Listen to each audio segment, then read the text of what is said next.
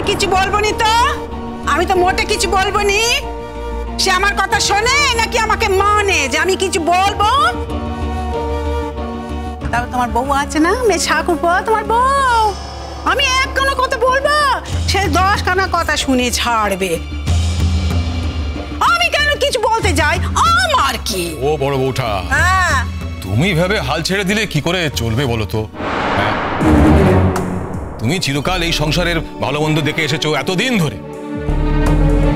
তুমি যেভাবে সংসারের হাল ধরে রেখেছো এতদিন ধরে, সেভাবে কি মেজে বউঠান কখনো করেছে? কোনদিন করেনি। তাহলে তার তো কোনো কথা বলার অধিকারই নেই, তার তো কোনো কথা বলাই সাজে না। তোমরা কি ব্যস্ত আছো? মানে কোনো বিষয় নিয়ে কথা বলছো? না না না না না, ব্যস্ত কি গো মা, ব্যস্ত আবার কি? তাছাড়া তুমি এখনো কথা কইবে বলতে পারবি নি? কি ভাবো আমাদের মা? মেজো মামু, বলছি যে আমি না একটা কথা তোমাকে বলতে একদম ভুলে গেছি। কি বাবা? কাল না আমার নামে একটা চিঠি এসেছে। চিঠি? কার চিঠি গো? তোমাদের ছেলের অফিস থেকে চিঠিটা এসেছে। বাদশার অফিস থেকে চিঠি এসেছে? কি এসেছে গো, কি এসেছে? মনে হয় টাকা পয়সা সংক্রান্ত কোনো বিষয়ে। টাকা পয়সা? কত টাকা পয়সা কিছু নেকেছে? কিছু কি নেকেছে চিঠিতে? আমি ঠিক ভালো করে পড়িনি।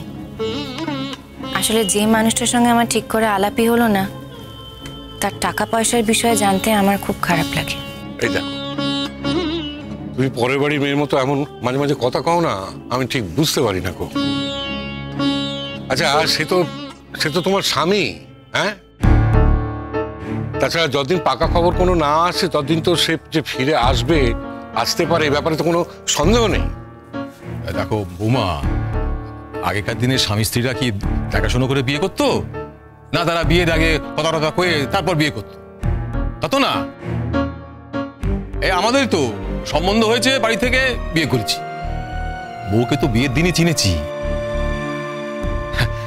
তাতে কি আমাদের সম্পর্কটা পাকাপোক্ত হয়নি? হয়েছে। সেসব কথা নয়, আসলে যে স্বামী সে স্বামী, যে স্ত্রী সে স্ত্রী। স্বামী স্ত্রীর সম্পর্ক চিরকালের সম্পর্ক। বড় কথা মা, মা তোমাকে যেতে হবে, কিছু নেকেছে যেতে হবে কি? রনর সঙ্গে কি এ ব্যাপারে কোনো কথা কয়েছো? রনর সঙ্গে কি করে? মানে কাল থেকে রন যা ব্যস্ত আছে, ওর সঙ্গে কোনো কথা বলাই সম্ভবপর না। ব্যস্ত মানে কিসের ব্যস্ত?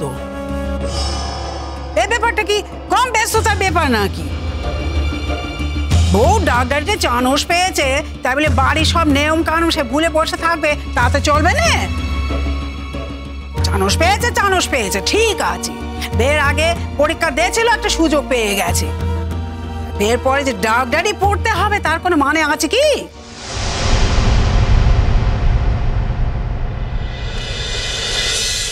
রনু, রনু, তোরা কি খেয়ে বেরোবি তো? না মা, খেয়ে যাবো না, দেরি হয়ে যাবে। ইমনের 2 কপি ছবির দরকার, সেটা মিসিং। তাই এখন প্রথমে স্টুডিওতে গিয়ে 2 কপি ছবি তোলাতে হবে, তারপর সেখান থেকে সোজা কাউন্সিলিংয়ে যাব।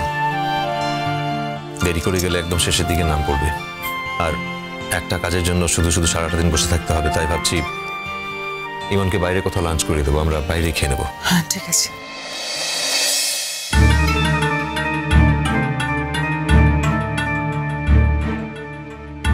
তা তোমরা যাচ্ছ কোথায়?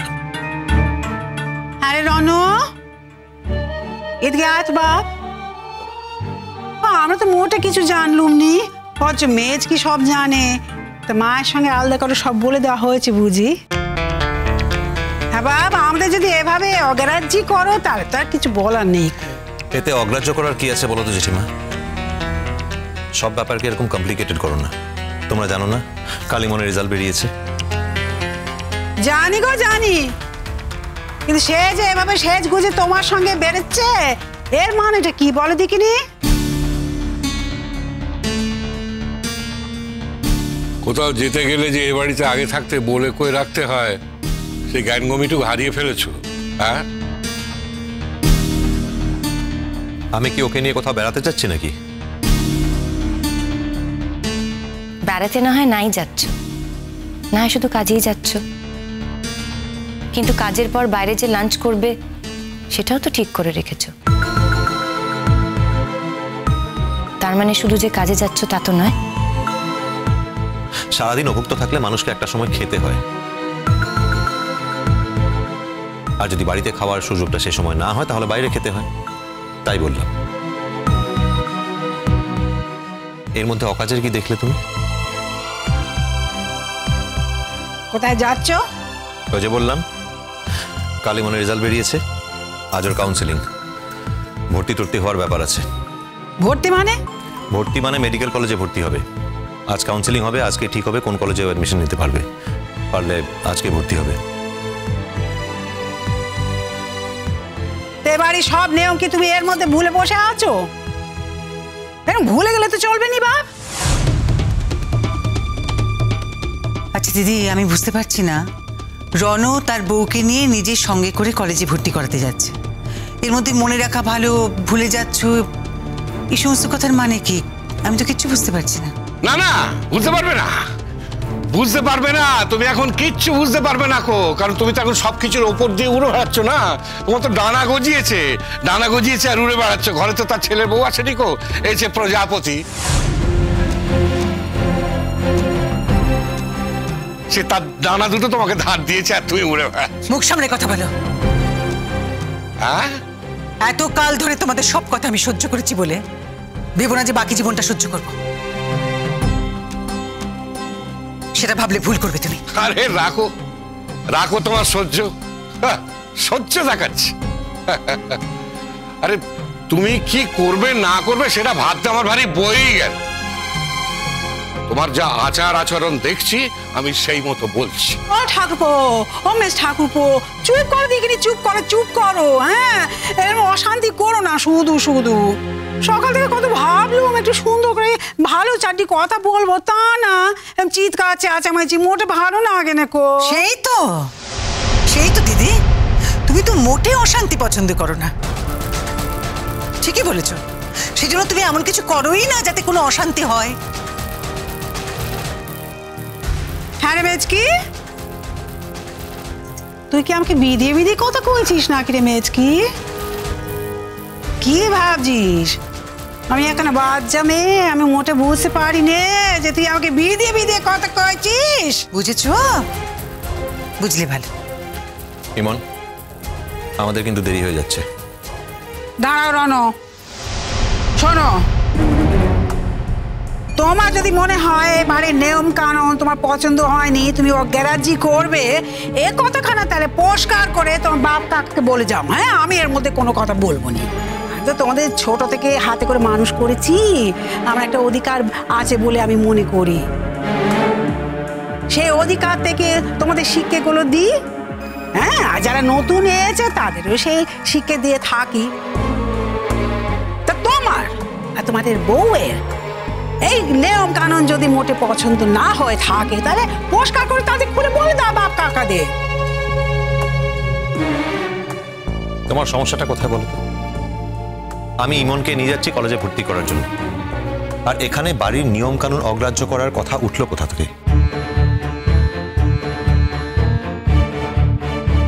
বাড়ির কোন বউ কলেজে যায় সে নিয়ম কি আছে বাড়িতে?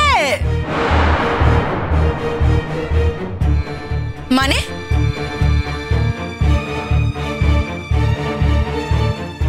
মানে তোমাকে বুঝতে হবে নি। হ্যাঁ, আমি যার সঙ্গে কথা কইছি সে বুঝেছে, তুমি একটু চুপ মেরে থাকো দেখিনি। কেন চুপ করে থাকবো আমি?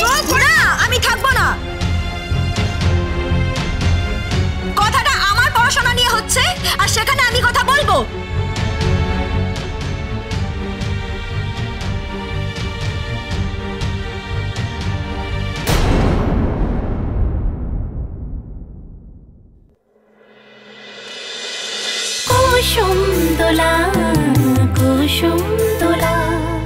স্টার জলসার প্রিয় শো দেখার জন্য সাবস্ক্রাইব করুন আমাদের ইউটিউব চ্যানেলে এবং আপডেটেড থাকার জন্য প্রেস করুন বেল আইকন। চলো চলো চলো চলো পাল্টাই।